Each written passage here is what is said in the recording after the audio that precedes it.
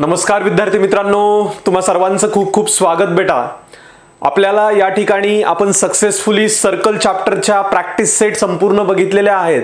आपण या ठिकाणी सर्कल या चॅप्टरचा शेवटचा भाग प्रॉब्लेम सेट या ठिकाणी आपण चालू करत आहोत. या चॅप्टरचा प्रॉब्लेम सेट थोडासा मोठा आहे, लेंग्दी आहे. बरेच प्रश्न या ठिकाणी आपल्याला बघावे लागणार आहेत. पण खऱ्या अर्थाने तुम्हाला सर्कल चॅप्टर हा इतर चॅप्टरांपेक्षा पण सोपा वाटला असेलच, कारण तुम्हाला ज्या पद्धतीने मी शिकवलेलं आहे, ज्या पद्धतीने मी सांगितलेलं आहे, ती मेथड खूप आणि सुंदर पद्धतीने तुम्हाला समजेल, उमजेल आणि अंडरस्टँडिंग तुम्हाला होईल याच पद्धतीने सांगितलंय.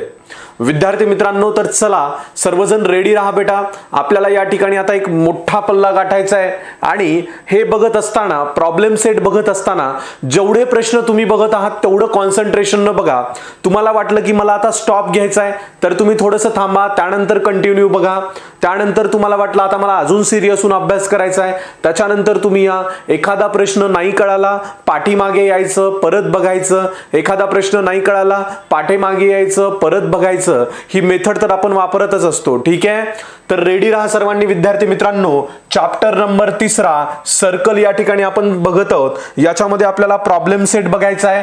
प्रॉब्लेम सेट 3 सर्वांना माहिती आहे. पहिल्यांदा प्रॉब्लेम सेट मध्ये प्रश्न सॉल्व्ह करत असताना MCQ क्वेश्चन असतात, मल्टिपल चॉईस क्वेश्चन आहेत, अल्टरनेटिव्ह आन्सर्स इथं ABCD दिलेले आहेत. त्याच्यापैकी आपल्याला ABC कुठला ऑप्शन आहे तो आपल्याला सिलेक्ट करायचा आहे. अवघड आहे का याच्यामध्ये? काही अवघड नाहीये. आपल्याला केवळ ऑप्शन जे दिलेले आहेत तर ते निवडायचे आहेत. मल्टिपल चॉईस क्वेश्चन आहेत, सोपंही नाहीये इतकं. मी तुम्हाला समजून सांगणार आहे कशा पद्धतीने एक एक एक्झाम्पल या ठिकाणी आपण बघितलेलं आहे, सॉल्व्ह केलेला आहे. क्वेश्चन फर्स्ट, सर्वजण रेडी राहा. 4 alternative answers are of each of the following question. 4 alternative answer दिलेले आहेत, एक सिलेक्ट करायचंय. Choose the following 1. ठीक आहे, choose the following correct alternative. पहिला प्रश्न काय बेटा या ठिकाणी? सर्वांनी लक्ष द्या रे. पहिला प्रश्न आहे बघा, हा पहिला प्रश्न आहे MCQ चा. 2 circles of the red I 5.5 centimetre and 3.3 centimetre. ठीक आहे, रिस्पेक्टिव्हली 2 रेड आय आहेत बेटा, R1 आणि R2. R1 आणि R2. R1 किती आहे? 5.5. R1 आहे 5.5. R2 किती आहे? 3.3 आहे. लक्षात घ्या, respectively touch each other. What is the distance between their centres. आता या ठिकाणी रेड आय आहेत दोन सर्कलचे 2 रेड आय, आणि हे सर्कल कसे आहेत बेटा? 2 सर्कल ऑफ रेड आय 5.5 3.3 सेंटीमीटरचे आहेत आणि टच ईच अदर होतात. Radii touch each other होतात. आणि तुम्हाला काय म्हणलंय त्यांनी? What is the distance between their centres. मग या ठिकाणी एक लक्षात घ्या, 2 सर्कल म्हणल्यानंतर या पद्धतीनं, अशा पद्धतीने हे एक सर्कल झालं आणि हा एक सर्कल झाला. अशा पद्धतीनं लक्षात येतं, अशा पद्धतीने एक सर्कल झाला. हा एक सर्कल तयार होतो. हा एक रेडियस R1 इथला, हा सेंटर झाला याचा, आणि हा याचा सेंटर झाला. हा R1, हा इथला R1 आणि हा R2. R1 किती आहे बेटा? एक R1 आहे 5.5 आणि एक किती आहे बेटा? 3.3. बघा, हे झालं. या ठिकाणी त्यांनी एक्सटर्नली किंवा इंटरनली म्हणलेलं आहे का? म्हणलेलं नाहीये. ऑप्शन बघा, एकामध्ये ऑप्शन किती आहे? 4.4, 8.8, 2.2, 8.8 आणि 2.2. अरे बेटा, या ठिकाणी 8.8 डबल वेळेस ऑप्शन आहे. हा 2.2 ची भानगड काय आपण बघूयात. हा किंवा हा.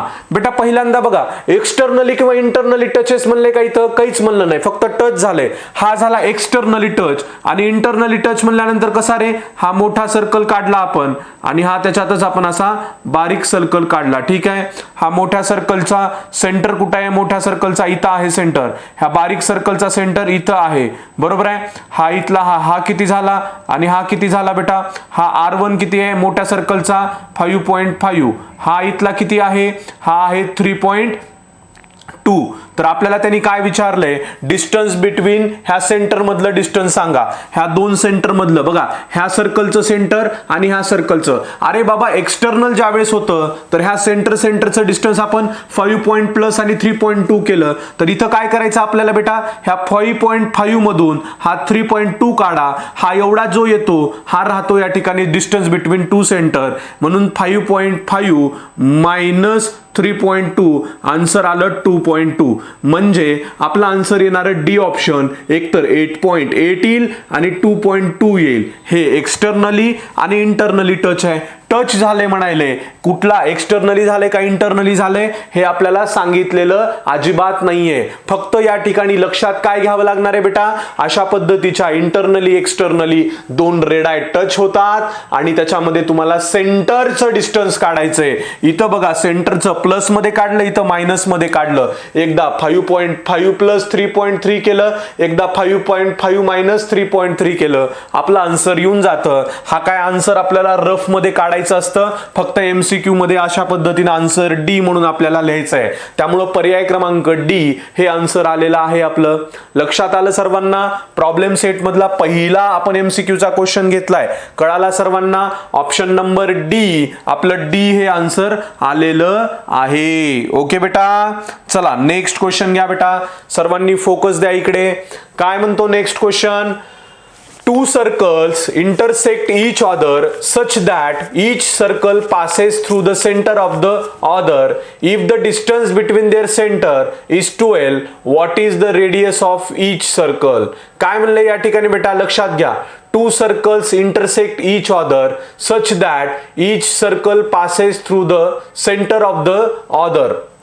बघा दोन सर्कल आहेत आणि प्रत्येक सर्कल हा इंटरसेक्ट झालाय त्याच्या सेंटर मधून, म्हणजे ह्या सेंटर मधून अशा पद्धतीनं. ठीक आहे, अशा पद्धतीनं लक्षात घ्या. काय म्हणले त्यांनी, टू सर्कल्स आहेत, इंटरसेक्ट इच अदर. इंटरसेक्ट म्हणजे इंटरसेक्ट झालेले आहेत. ठीक आहे, झालेत each other such that each circle passes through the center of the other. हा बघा, हा सर्कल आहे आणि हा जो सर्कल आहे दुसरा, हा सेंटर मधून गेलेला आहे, ह्या सर्कलच्या सेंटर मधून गेलाय. ठीक आहे, मी असा सेंटर मधून या ठिकाणी टाकला. Okay, through the centre of the circle. If the distance between their centre, आता हा बेटा हे बघा, ह्या सर्कलचं सेंटर हे आहे, ह्या सर्कलचं सेंटर हे आहे, ह्या सर्कलचं सेंटर हे, ह्या सर्कलचं सेंटर हे, आणि दोन्ही सेंटरचं डिस्टन्स किती आहे म्हणले, 12 सेंटीमीटर. लक्षात आलं. If the distance between their centre is 12, म्हणजे हे 12 सेंटीमीटर डिस्टन्स आहे, बरोबर आहे. Then what is the radius of each circle. अरे बाबा हा सेंटर आहे, हा सेंटर आहे. मला सांग बर, हा सर्कल मी इथं थोडा बाजूला लिहिला अशा पद्धतीनं, आणि हा सेंटर पासून एवढं डिस्टन्स हा 12 आहे म्हणतोय, हा इथून एवढं डिस्टन्स 12 आहे म्हणतोय. मग मला सांगा रे, हा जर 12 असेल तर यालाच रेडियस म्हणतो का नाही आपण, आणि हा पूर्ण डायमीटर असतो. सेंटर पासून इथं पॉइंट जेव्हा येतो त्याला आपण काय म्हणतो, रेडियस म्हणतो. लक्षात आलं. बघा व्हिज्युअलाइज करा. ही एकच फिगर मी अशी काढून इथं लिहिली, एकच फिगर मी अशी काढून इथं लिहिली, आणि मग मला लक्षात आलं या सेंटर पासून या इथल्या टोकापर्यंत हा ह्याचा रेडियस असतो. ह्या सेंटर पासून इथल्या ह्याच्या टोकापर्यंत ह्या फिगरच्या हा रेडियस असतो. त्याच्यामुळे आपला रेडियस सुद्धा ऑप्शन नंबर बी येणार आहे. ठीक आहे, 12 सेंटीमीटरच येणार आहे. कळालं सर्वांना. एकदम परफेक्टली लक्षात घ्या बेटा. काहीच म्हणजे तुम्हाला ह्याच्यामध्ये एवढं सिंपल पद्धतीने सांगितलंय मी, खूप इझी पद्धतीने सांगितलंय, डिफिकल्टी काहीच नाही बेटा. कॉन्सन्ट्रेशन पाहिजे, 100% तुमचं लक्ष माझ्याकडे द्या. नाही कळालं ना मी पाठीमागं एकदा येईन, नाही कळालं ना मी पाठीमागं एकदा येईन. परत बेटा आपण आपल्याला परत बघायचंय. 100% आपल्याला फोकस देऊन बघायचं बेटा. मॅथमॅटिक्स हा विषय अंडरस्टँडिंगचा आहे. मी खूप वेळेला सांगितलंय बेटा, अंडरस्टँडिंग करण्यासाठी फोकस द्या. योगेश सर काय म्हणत आहेत, एक शब्दावर लक्ष द्या. प्रत्येक गोष्ट माझी ऐका बेटा तुम्ही. ठीक आहे, लक्षात आलं. सेकंड क्वेश्चन लक्षात आला. चला, व्हेरी गुड. आता याच्यानंतर आपल्याला थर्ड क्वेश्चन बघायचा आहे, याच्यानंतर तिसरा क्वेश्चन बघायचा आहे. थर्ड क्वेश्चन काय, a circle touches all sides of parallelogram, so parallelogram must be. आता त्यांनी काय म्हणलंय, a circle touches of all sides of parallelogram. Suppose असा एक सर्कल आहे, आणि हा काय करतोय, अशा एका पॅरलोलोग्रामला टच होतंय. A circle touches all sides of parallelogram. ठीक आहे, ऑल साइड्स ऑफ पॅरलोलोग्राम. तर याला काय म्हणतात रे, म्हणताय त्यानं, याला काय म्हणताय, a circle touches all sides of parallelogram. All sides of parallelogram. हे बघा, a circle touches all sides of parallelogram. हे बघा, ह्या प्रत्येक पॅरलोग्रामच्या साईडला हा सर्कल टच होतो. तर या सर्कलला काय, या पॅरलोग्रामला काय म्हणतात? हा पॅरलोग्राम कसला प्रकार आहे? तर हा पॅरलोग्राम बेटा रोम्बसचा प्रकार आहे. हा प्रश्न लक्षात ठेवा. बऱ्याच मुलांना हा एक सर्कल आहे आणि हा एक पॅरलोग्राम आहे बेटा. हा कसला पॅरलोग्राम आहे? अरे राजा, हा कसला पॅरलोग्राम आहे? जर सर्कल पूर्ण पॅरलोग्रामला टच होत असेल तर हा रोम्बस नावाचा पॅरलोग्राम आहे. हा रोम्बस नावाचा. त्यामुळे ऑप्शन नंबर बी आपलं या ठिकाणी बरोबर आहे. ठीक आहे, लक्षात आलं सर्वांना? 100% बेटा, 100% लक्षात आलं. Very good. याचा बी ऑप्शन बरोबर आहे. पुढे आता चौथा क्वेश्चन बघा. काय सांगितलंय? Fourth question, length of a tangent segment. बेटा हा क्वेश्चन मुलांना खूप अवघड जातो कधी कधी. सर प्रश्नच कळाला नाही, सर प्रश्नच कळाला नाही असं म्हणतात. बेटा माझ्याकडे फोकस दे. मी ह्या प्रश्नासाठी ना बेटा काही गोष्टी विशेष आपल्याला लक्षात ठेवायच्यात. लक्षात आलं? माझ्याकडे लक्ष द्या. Length of tangent segment drawn from a point which is at distance 12.5 centimetre from the centre of the circle is 12 centimetre. Find the diameter of the circle. आपण फक्त ह्या प्रश्नामध्ये काय लक्षात ठेवायचं? फाइंड म्हणायचं. Find the diameter of the circle. मग या ठिकाणी मी असा सर्कल काढला बेटा. या ठिकाणी मी असा पद्धतीनं गोल सर्कल काढला. ठीक आहे, हा सर्कल काढला आणि सर्कल काढल्यानंतर मी या ठिकाणी हा एक बी पॉइंट घेतला. बी, हा जो बी पॉइंट आहे ना बेटा, हा बी पॉइंट कुठे आहे? सर्कलच्या आउटसाइडला आहे. ठीक आहे, फक्त सपोज करा. मग त्यांनी काय म्हणले? Length of a tangent segment drawn from a point which is at the distance 12.5 centimetre from the centre of the circle is 12 centimetre. बरोबर आहे, इज द 12 सेंटीमीटर. हा 12 सेंटीमीटर जे आहे ना बेटा, हे लेंथ ऑफ टँजंट आहे. बरोबर आहे, म्हणजे मी या ठिकाणी अशी लेंथ ऑफ टँजंट काढली. ही किती आली बेटा? लेंथ ऑफ टँजंट 12 सेंटीमीटर आली. ओके, 12 सेंटीमीटर आली. आणि ह्या सेंटर ऑफ सर्कल पासून किती आहे बेटा? हे 12.5 जे आहे, हे जे आहे हे सेंटर ऑफ सर्कल पासून आहे. लक्षात आलं? हे सेंटर ऑफ सर्कल, हा सेंटर ऑफ सर्कल दिला आणि हा किती दिला बेटा मी या ठिकाणी? 12.5. तर आपल्याला त्यांनी काय विचारले बेटा? आपल्याला काय विचारले त्यांनी? लक्षात घ्या बेटा. आपल्याला त्यांनी काय विचारले? आपल्याला त्यांनी काय विचारले? लक्षात घ्या. आपल्याला त्यांनी काय विचारले? पोरांनो आपल्याला रेडियस काढा म्हणून सांगितले त्यांनी. रेडियस. ठीक आहे, मग आपण रेडियस या ठिकाणी आपण रेडियस अशा पद्धतीनं काढत आहोत. ठीक आहे, आपल्याला त्यांनी रेडियस काढा असं सांगितलंय. हा 90 डिग्री होतो कारण हा टँजंट आहे. हा तिथं 90 डिग्री म्हणल्यानंतर हा या ठिकाणी काय येतो बेटा? हा या ठिकाणी काय येतो? हा सपोज ए बी सी असं मी घेतलं. हा बी एक्सटर्नल पॉइंट म्हणा. हा 12.5 दिलाय आणि हा 12 दिलाय. ठीक आहे, तर आपल्याला या ठिकाणी काय काढायचं बेटा? ए बी काढायचा आहे. ए बी, हा ए बी हा हायपोटेनियस आहे. आपण काय म्हणतो मग या ठिकाणी? ए बी चा स्क्वेअर बाय पायथागोरस थेरम म्हणा. आपल्याला त्यांनी रेडियस काढायला सांगितलंय. रेडियस नाही, आपल्याला डायमीटर काढायचा. हा जेवढा आहे तेवढाच हा म्हणायचा आणि डायमीटर म्हणायचं. ठीक आहे, डायमीटर. आधी आपण हा बी ओ काढून घेऊ. ठीक आहे, A B square is equal to, हा A B square is equal to हा ए सी देऊ आपण इथं. A B square is equal to A C square plus C B square. मग ए सी स्क्वेअर किती आहे बेटा? हा ए सी स्क्वेअर आपल्याला काढायचा आहे. ए बी स्क्वेअर किती आहे? 12 चा स्क्वेअर आहे. हा किती आहे बेटा या ठिकाणी? हा इथं किती आहे मला सांगा? ए सी किती आहे? ए सी किती आहे बेटा? आपल्याला ए सी काढायचा आहे. ए सी काढायचा आहे. सी बी किती आहे बेटा? हे बघा सी बी हा 12.5 आहे. ठीक आहे, मग या ठिकाणी आपण काढू शकतो का? स्क्वेअर किती आहे? आपण या ठिकाणी ए सी चा स्क्वेअर इज इक्वल टू 12.5 चा स्क्वेअर. बरोबर आहे, मायनस 12 चा स्क्वेअर आपण करू शकतो. या ठिकाणी 12 चा स्क्वेअर 144 आणि या ठिकाणी 12.5 चा स्क्वेअर किती येतो बेटा? ते आपल्याला या ठिकाणी काढूयात. बघा किती येतो सांगतो मी तुम्हाला. 12.5 चा स्क्वेअर किती येतो? हा 12.5 चा स्क्वेअर किती येतो मला सांगा सर्वांनी. या ठिकाणी मल्टिप्लिकेशन करा सर्वांनी. 12.5 चा स्क्वेअर आपल्याला मल्टिप्लिकेशन करायचं आहे. कसं करायचं मग मला सांगा बरं? 12.5 चा मल्टिप्लिकेशन कसा करायचा? 12.5 इंटू 12.5 किती येणार बेटा? 156.25 येणार का? 156.25. 156.25 156.25 इथे येणार. मग या ठिकाणी आपल्याला 156.25 मायनस आपल्याला 144 करावं लागेल. हे 0 0 आन्सर किती आलं बेटा? हा आन्सर आलं या ठिकाणी, हा आन्सर आलं 12.25 आन्सर आलं.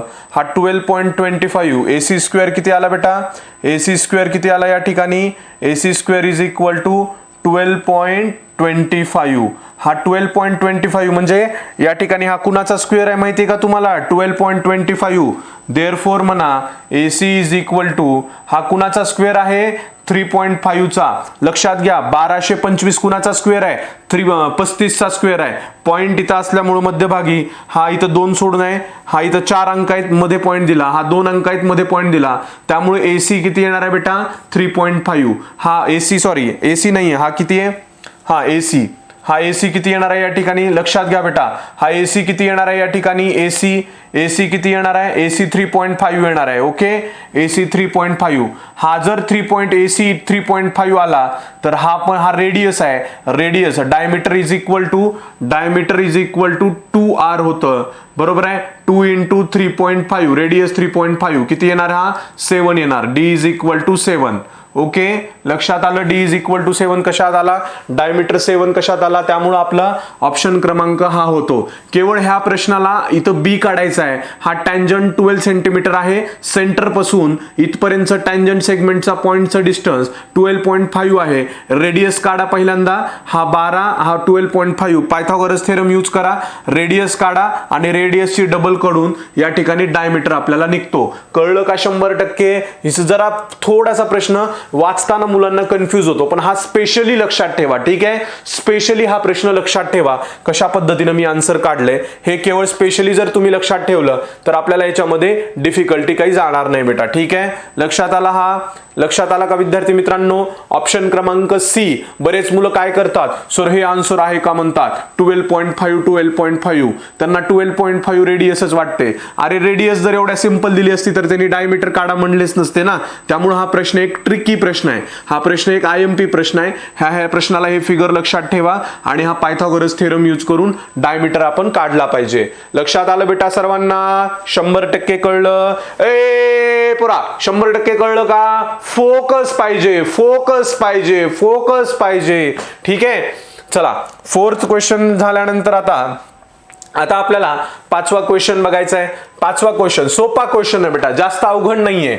इफ 2 सर्कल्स, अरे बाबा, if 2 circles are touching externally, अरे 2 सर्कल आहेत, 2 सर्कल आहेत. सर 2 सर्कल काढा. 2 सर्कल काढले बेटा. अरे मी गोल काढतो, गोल नीट गोल काढतो. ठीक आहे, बघा 2 सर्कल आहेत. आला का गोल? हा चला, जसा येईल तसा.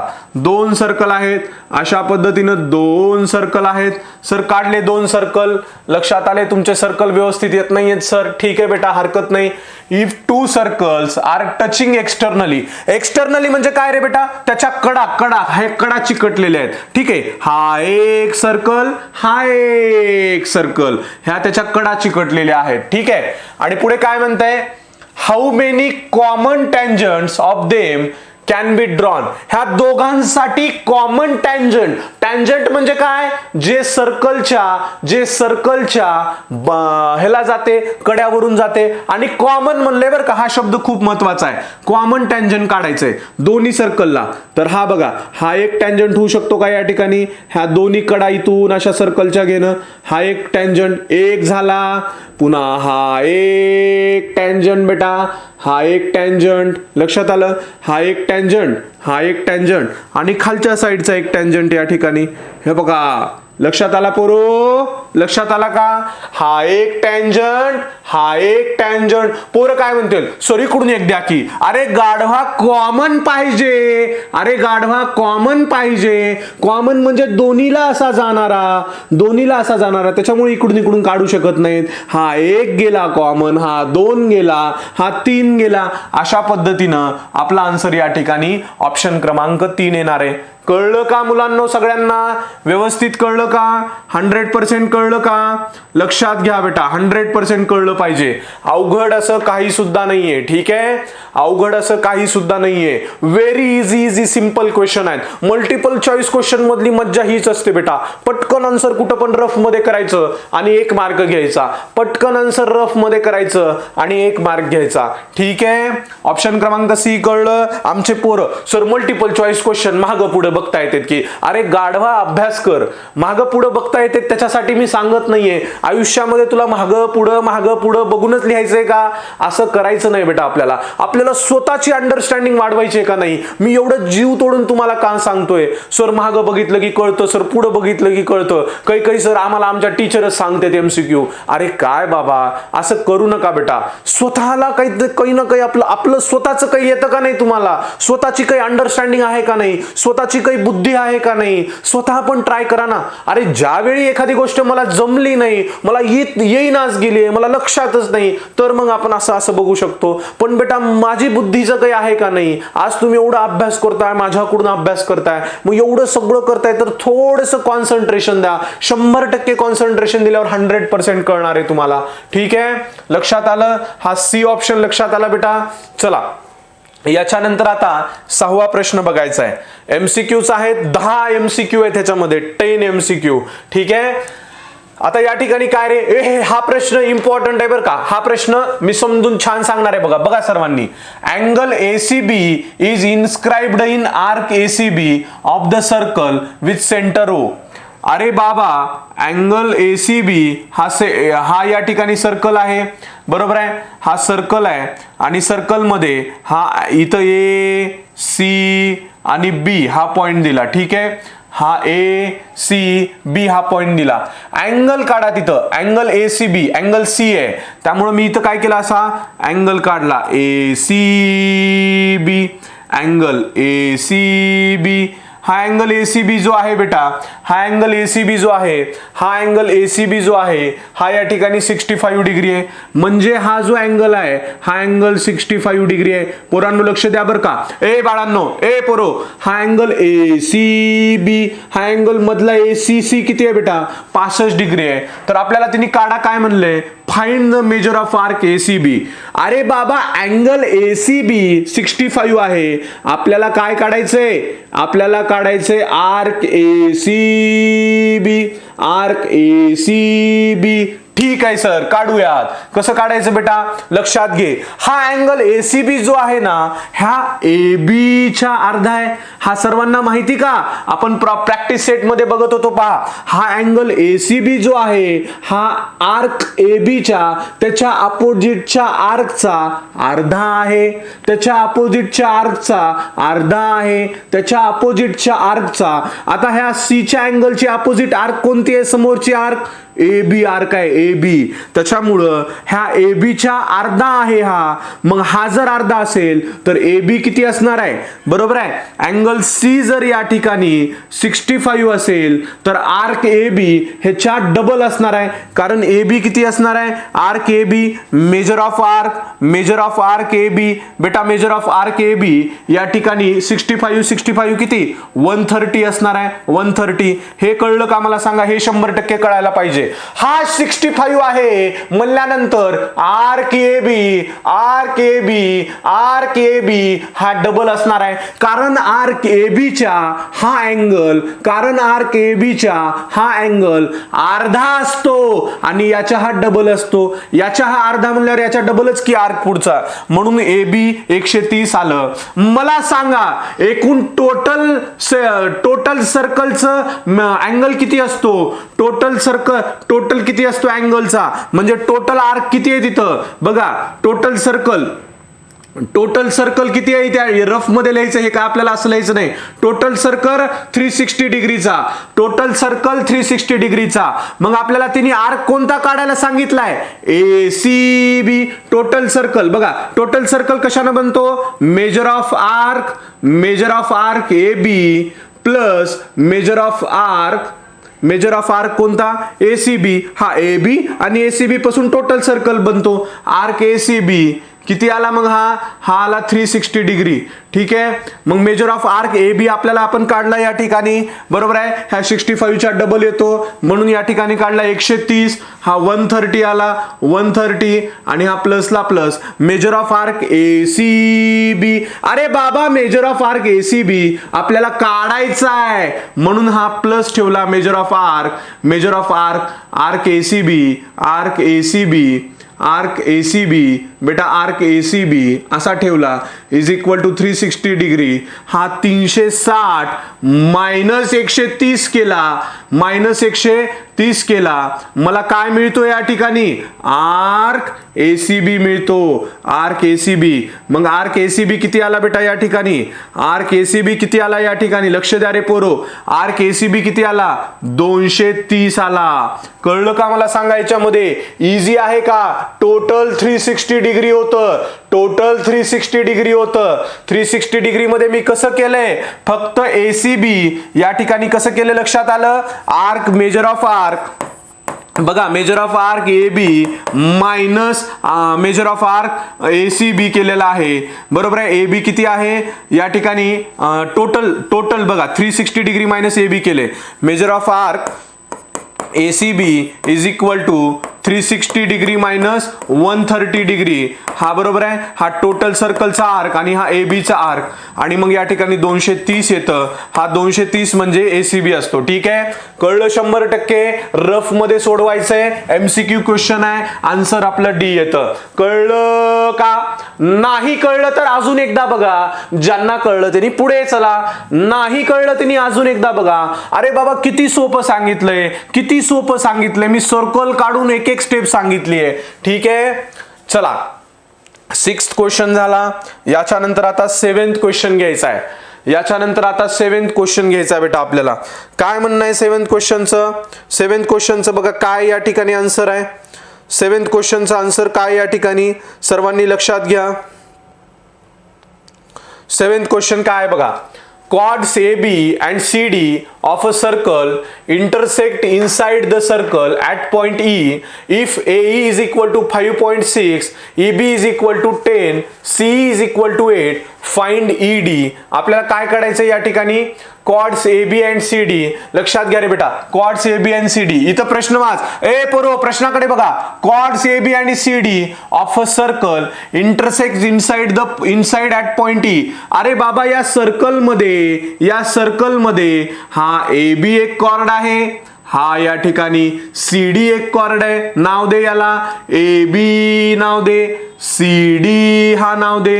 अरे हे दोन कॉर्ड आहेत AB आणि CD. इंटरसेक्ट कुठं करतात. ई या पॉइंट मध्ये आपल्याला काय दिलंय मग AE 5.6 दिले. हा 5.6 आहे बेटा. ठीक आहे. EB 10 आहे. EB कुठे आहे. हा EB 10 आहे. पुढे CE कुठे आहे. CE आहे. CE 8 आहे. आपल्याला ED काढायला सांगितलंय. ED काढायला आपण क्वेश्चन मार्क दिलाय. सर्वांना माहितीये एक थेरम आहे, बरोबर आहे. सर्वांना हा थेरम या ठिकाणी 100% माहितीये का. सर्वांना हा थेरम 100% माहिती आहे. कुठला थेरम होता रे बेटा तो. Division theorem. सर्वांना डिव्हिजन थेरम माहितीये का. By theorem of internal division of chords. अरे कॉर्ड्सचे डिव्हिजन झाले. हा एक division. By theorem of internal division of chord. खूप सोपं आहे. कसं फॉर्म्युला वापरायचा ही फिगर झाल्यावर. AE बेटा हा आहे बघा. हा AE इंटू EB. बघा रे ए पोरो इकडे बघा. AE इंटू लक्षात घ्या. इथं लिहितो मी असं. AE इंटू EB लक्षात आलं. आणि AE into EB. CE into ED लक्षात आलं. CE into ED. AE किती आहे रे पोरो 5.6. EB किती आहे पोरो. EB आहे 10. इज इक्वल टू CE किती आहे पोरो. CE आहे 8 आणि ED किती आहे मला सांगा. ED आपल्याला काढायचंय. मग आपण काय केलं. हा 5.6 इंटू 10 अपॉन 8. इथं काय येणार ED येणार. म्हणजे 5.6 आणि 10 किती येणार. हे 56 येणार वरचं. इट बिकम्स पॉइंट असल्यामुळं हा 10 असल्यामुळं पॉइंट निघून जातो. 56 अपॉन 8 आन्सर काय येणार. 8 7 जा आन्सर ED येणार 7. आन्सर ईडी येणार 7. ठीक आहे, ह्या 8 ने याला वरती डिवाइड केलं, आन्सर आलं 7. बघा बेटा, आन्सर आपलं ऑप्शन क्रमांक 1. किती सोपं आहे रे, किती सोपं आहे. अरे बाबा, ए पोरांनो पोरींनो लक्ष द्या बेटा, किती इझी पद्धतीने सांगितलंय. आन्सर आपण फक्त हे by theorem of internal division of chord, by theorem of internal division of chord, internal division of chord, हे आपल्याला या ठिकाणी लक्षात आलं पाहिजे. ठीक आहे, लक्षात आलं बेटा, हे 100% लक्षात आलं का तुमच्या. By theorem of internal division of chord हे लक्षात आलं. हे रफ मधलं आहे सगळं. ठीक आहे, हे रफ मधलं आहे, एवढं काही हे लक्षात घ्यायची गरज नाही. ओके, लक्षात आलं का सर्वांना. चला, हा आता इथला मुद्दा लक्षात आला, आन्सर लक्षात आला आपलं, की मग या ठिकाणी आपण पुढे जाऊयात. ओके, आता आपण पुढे जाऊयात बेटा. ठीक आहे,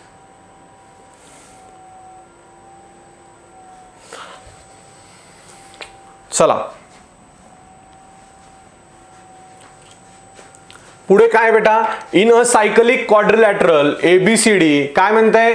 in a cyclic quadrilateral ABCD twice the measure of angle A and thrice the measure of angle C. बरोबर आहे, क्वाड्रिलॅटरल. बघा, in a cyclic quadrilateral ABCD, ABCD या सायकलिक क्वाड्रिलॅटरलचं मेजर कसं आहे म्हणताय.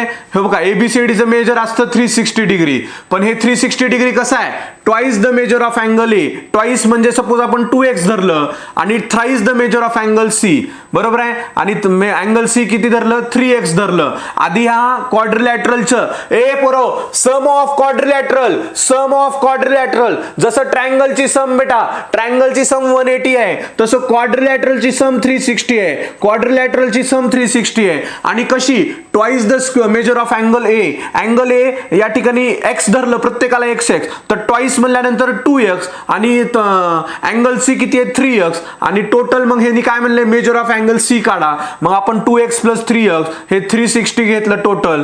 2x plus 3x 5x is equal to 360. x is equal to किती आलं बघा, 360. हा 360 अपॉन 5, 360 अपॉन 5, आन्सर आलं x is equal to 72. Therefore हा measure of angle C, measure of angle C is equal to 72 degree येतं. ठीक आहे, कळलं. या ठिकाणी केवळ ट्वाइस आणि थ्राइस 2x प्लस 3x करून 360 ला डिवाइड करायचं, आणि मग आपल्याला या ठिकाणी आन्सर 72 येतं. Find the measure of angle C, find the measure of angle C. Twice thrice, twice thrice, 2x 3x, 2x 3x plus करायचं, तर 360 ला डिवाइड करायचं, आपलं आन्सर या ठिकाणी येऊन जातं.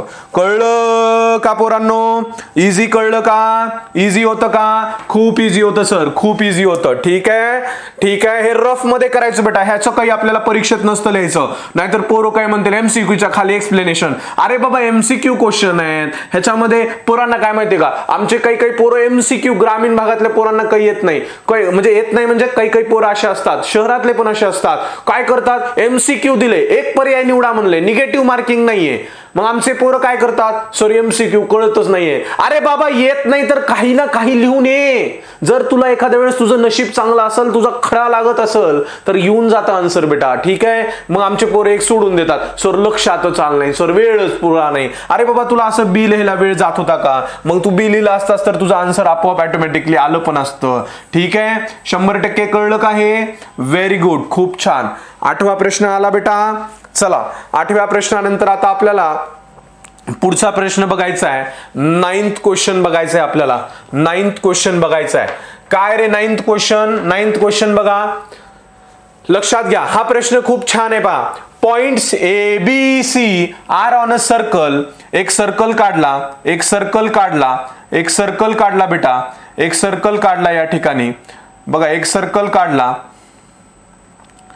ए बी सी हे पॉइंट्स आहेत. या ठिकाणी म्हणलं सर्कलवरचे पॉइंट्स आहेत बेटा, हे सर्कलवरचे पॉइंट्स आहेत. ठीक आहे, A B C are on a circle, points A B C are on a circle such that measure of arc A B is equal to measure of arc B C. आता A बी आणि B C हे दोन्ही arc किती डिग्रीचे आहेत बघा, 120 डिग्रीचे आहेत. ठीक आहे, काय म्हणताय, ए बी हा आर्क 120, बी सी हा आर्क 120, बरोबर आहे. ए बी आणि ए बी सी 120 डिग्रीचे आहेत. No point except point B is common, हा बी पॉइंट कॉमन आहे. ओके, बाकी दुसरा पॉइंट कॉमन कोणता पण नाहीये. To the arcs which is the type of angle ABC. आता ट्रायंगल, हा ट्रायंगल एबीसी इथं तयार करण्यासाठी मी अशा या ठिकाणी हे केल्या. ओके, लाईन्स मध्ये घेतल्या आणि मध्ये घेतल्यानंतर हा बी पॉइंट तर सेंटर आहे. हा ए बी किती आहे रे बेटा, हा आर्क आहे ए बी, तर अँगल सी याच्या किती येणार आहे, 60 येणार आहे. बरोबर आहे, याच्या अर्धा येतो. हा आम्ही तुम्हाला मगाशी आपण सांगत होतो कोणी, ह्या आर्कच्या अपोजिट वाला अँगल अर्धा असतो. हा आर्क ए बी म्हणल्यानंतर 120, हा अँगल सी अर्धा येणार आहे. हा बघा आता हा बी सी 120 आहे, हा बी सी च्या अपोजिट अँगल ए पण 60 डिग्री येणार आहे. अरे बाबा हा 60, टोटल ट्रायंगल किती असतो, हा टोटल ट्रायंगल एबीसी, बघा टोटल ट्रायंगल एबीसी बरोबर आहे. अँगल ए 60 आहे प्लस अँगल सी 60 आहे. बरोबर आहे, तर मग मला सांगा बरं पुन्हा नंतर angle A 60 angle C 60 angle B पण किती येणार आहे. मग टोटल ट्रायंगल 180 डिग्री असतो. हा 60 120 180 मधून 120 काढले, अँगल बी येऊन जाईल आपल्याला. बरोबर आहे, अँगल बी येऊन जाईल. लक्षात आलं, 180 मधून 120 काढा, अँगल बी येऊन जातो. अँगल बी या ठिकाणी 60 डिग्रीच येणार आहे, 60 डिग्रीच येणार आहे अँगल बी पण. मग या ठिकाणी अँगल बी जो आहे बेटा, हा अँगल बी या ठिकाणी 60 डिग्री येणार. मग हे 60 ज्या वेळेस 60 अरे 60 तेव्हाच असतं ज्या वेळेस इक्विलॅटरल ट्रायंगल असतो. इक्विलॅटरल ट्रायंगल मध्ये ऑल साइड 60 च्या असतात, ऑल अँगल्स 60 च्या असतात आणि साइड सेम असतात. त्याच्यामुळं या ठिकाणी which is the type of angle ए, हा ट्रायंगल कोणता आहे एबीसी, तर इक्विलॅटरल ट्रायंगल आहे. किती सोपं आहे मला सांगा बरं. हे फिगर काढल्या लक्षात येतं का नाही, 100% लक्षात येतं का आपल्या. काही डिफिकल्टी आहे का बेटा याच्यामध्ये, काही सुद्धा डिफिकल्टी नाहीये पोरांनो, काही सुद्धा डिफिकल्टी नाहीये. 100% कळतं, 100% कळतं. ठीक आहे, चला इथपर्यंत आलोत बेटा, आपण 9व्या पर्यंत आलोत. आता पुढे लास्ट एमसीक्यू आहे आपला. लास्ट एमसीक्यू आहे, कोणता एमसीक्यू आहे रे. Segment Y Z is a diameter of a circle. पोरांनो सर्कल काढा. हा हे बघा, हा सर्कल, त्याच्यामध्ये हा Y Z diameter, segment X Z आहे का, एक्स झेड आहे पोर, वाय झेड नाही, X Z. xz is a diameter of circle. Point y lies in its interior. आता पुढे y जो पॉइंट आहे, हा पॉइंट y जो आहे बेटा, हा इथं मध्ये कुठं तरी येतो. ठीक आहे, मध्ये कुठंतरी पॉइंट y येतो. Okay, y lies in its interior. How many of the following statements are true? कोणते कोणते स्टेटमेंट हे करेक्ट आहेत. पॉइंट y इथं आहे. It is not possible that angle XYZ is an acute angle. Angle XYZ, हा जो angle XYZ आहे बेटा, हा जो अँगल XYZ आहे तो ॲक्यूट अँगल असू शकत नाही. हे स्टेटमेंट कसं आहे, बरोबर आहे का, कोणतं ट्रू स्टेटमेंट आहे, तर हे चुकीचं स्टेटमेंट आहे, फॉल्स आहे. ठीक आहे, त्याच्यानंतर बघा angle XYZ can't be right angle triangle. हा angle XYZ right angle triangle बनू शकत नाही का, कांट बी राईट अँगल म्हणजे असूच शकत नाही म्हणतं राईट अँगल ट्रायंगल. हे पण या ठिकाणी चुकीचं आहे. बरोबर आहे, त्याच्यानंतर हे फॉल्स आहे. Angle XYZ is an obtuse angle. बघा XYZ हा 90 डिग्री पेक्षा जास्त असू शकतो का, 100% इथं 90 डिग्री पेक्षा जास्त असू शकतो. बरोबर आहे, असं नाही की तो राईट अँगल जास्त असू शकत नाही, 100%. म्हणजे या ठिकाणी अँगल XYZ, मुलांना हा प्रश्न अँगलवर आहे. ऑब्च्युस अँगल म्हणजे 90 डिग्री पेक्षा मोठा, असा 90 डिग्री पेक्षा मोठा. हा जो अँगल Y आहे हा ऑब्विसली 90 डिग्री पेक्षा मोठा आहे, इथं तुम्हाला लक्षात येईल. त्याच्यामुळं हे जो प्रश्न आहे हा तिसरा प्रश्न बरोबर येऊ शकतो. Can't make a definite statement for the measure of angle XYZ. हे आपण स्टेटमेंट डेफिनेट म्हणू शकतो, त्यामुळे हे अँगल चूक येईल. आता ह्याच्यामध्ये ऑप्शन क्रमांक ओनली 3 आपलं बरोबर येऊ शकतं. पहा हा प्रश्न स्पेशल केसमध्ये लक्षात ठेवा. ऑब्च्युस अँगल म्हणजे 90 डिग्री पेक्षा जास्त, राईट अँगल म्हणजे 90 डिग्री. ज्या वेळेस ह्या सर्कलवर वाय पॉइंट असला असता ऑन सर्कल तर हा राईट अँगल झाला असता, पॉइंट इथं असला असता. पण इंटेरियरला असल्यामुळं हा ऑब्च्युस अँगल होतो, त्याच्यामुळं रिझन आपलं हे या ठिकाणी बरोबर येतं, बाकी चुकीचे येतात. हे या ठिकाणी तुम्ही स्पेशली लक्षात ठेवा. स्पेशली अजून एकदा बघा. पण हा प्रश्न इंटेरियरला ज्यावेळेस वाय पॉइंट येतो त्यावेळेस ऑब्च्युस अँगल तयार होतो असं म्हणू शकता. 90 पेक्षा जास्त, हा 90 पेक्षा जास्त असा अँगल होतो असं